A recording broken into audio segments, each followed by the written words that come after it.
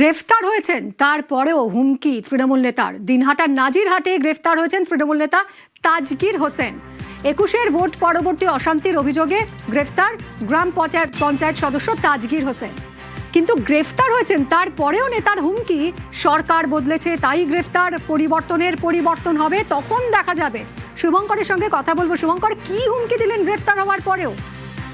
দেখো, এই নেতার নাম তাজগীর হোসেন। তিনি দিনহাটার নাজিরহাটের এক গ্রাম পঞ্চায়েতের তৃণমূলের পঞ্চায়েত সদস্য ছিলেন। গতকাল রাতে তাকে পোস্টপোল ভায়োলেন্সের ঘটনায় গ্রেফতার করা হয় এবং গ্রেফতার হওয়ার পরেও কিন্তু তিনি হুমকি দিয়ে যাচ্ছেন, বলছেন যেহেতু পরিবর্তন হয়েছে সেজন্যই তাকে গ্রেফতার করা হয়েছে এবং এই পরিবর্তনেরও পরিবর্তন হবে, তখন এখন যারা গ্রেফতার করেছে তখন তাদের দেখে নেওয়া হবে, এমনটাই হুঁশিয়ারি দিয়েছেন ওই তৃণমূল নেতা। কি হুঁশিয়ারি দিয়েছেন একবার শুনবো আমরা। হিসাবটা হবে, পরিবর্তন আছে, পরিবর্তন হবে, সেদিন হবে ৩০৭ বিনা হিসেবে, সেই হিসাব করে নেবো। দাদা, আপনাকে গ্রেপ্তার কেন করা হয়েছে? হ্যাঁ, কি কারণে গ্রেপ্তার কেন করছে সেটা সরকার পাল্টেছে তাই।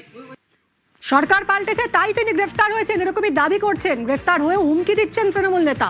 দিনহাটার নাজিরহাটে গ্রেফতার তৃণমূল নেতা তাজগীর হোসেন। ২১-এর ভোট পরবর্তী অশান্তির অভিযোগে গ্রেফতার গ্রাম পঞ্চায়েত সদস্য তাজগীর হোসেন।